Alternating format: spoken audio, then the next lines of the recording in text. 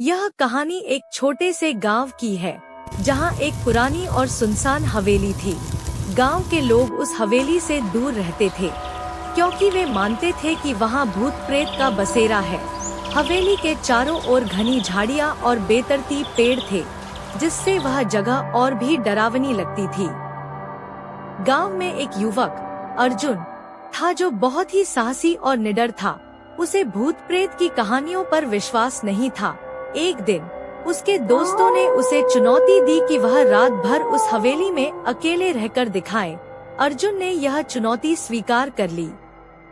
अर्जुन ने अपनी टॉर्च, कुछ माचिस की तीलियां और एक लाठी लेकर हवेली की ओर कदम बढ़ाए। जब वह हवेली के पास पहुंचा, तो उसे एक अजीब सी सर्द हवा का एहसास हुआ, लेकिन उसने अपने डर को नजरअंदाज कर दिया और हवेली के अंदर चला गया। हवेली के अंदर का माहौल बहुत ही भयानक था। हर तरफ धूल और मकड़ी के जाले थे। अर्जुन ने टॉर्च जलाकर इधर-उधर देखना शुरू किया। उसे वहां कुछ भी असामान्य नहीं लगा, तो उसने सोचा कि लोग बेवजह ही डरते हैं। कुछ घंटे बीत गए और अर्जुन को नींद आने लगी। तभी अचानक उसे एक अजीब सी आवाज सुनाई दी। ऐसा लगा जैसे किसी ने उसके पास से गुजरते हुए एक ठंडी सांस ली हो। उसने तुरंत टॉर्च जलाकर चारों ओर देखा, लेकिन कुछ भी नहीं था। अब उसके मन में थोड़ा डर समाने लगा था। अर्जुन ने अपने डर को काबू में रखने की कोशिश की और फिर से सोने की कोशिश करने लगा, लेकिन तभी उसे एक भारी कदमों की आवाज सुनाई दी। ऐसा लगा जैसे कोई भारी चीज धीरे धीरे उसकी ओर बढ़ रही हो। उसने टॉर्च की रोशनी में देखा, लेकिन कुछ भी नहीं दिखाई दिया। अब उसका दिल तेजी से धड़कने लगा था। अचानक हवेली के एक पुराने शीशे में उसे एक धुंधली परछाई दिखाई दी। वह परछाई धीरे धीरे स्पष्ट होती गई और अर्जुन ने देखा कि वह एक औरत की थी, जिसकी आंखें खाली और ठंडी थी। अर्जुन के रोंगटे खड़े हो गए और उसकी सांसें थम गईं।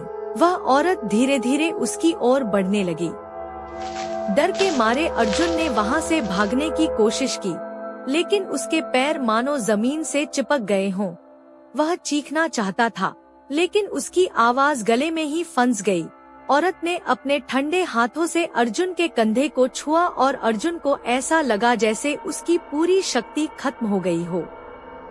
अर्जुन ने अपने आप को किसी तरह से संभाला और पूरी ताकत लगाकर वहां से भाग निकला। वह भागते हुए सीधे गांव पहुंचा और अपने दोस्तों को सब कुछ बताया। गांव के लोग समझ गए कि हवेली में वास्तव में कुछ अजीब और डरावना है। इसके बाद किसी ने भी उस हवेली के पास जाने की हिम्मत नहीं की। कहते हैं कि वह औरत एक पुराने जमाने की रानी की आत्मा थी, जिसने उस हवेली में किसी कारणवश अपनी जान दे दी थी। उसकी आत्मा अब भी वहां भटक रही है, अपने दर्द और दुख के साथ। हवेली आज भी उसी तरह सुनसान और भयानक बनी हुई है।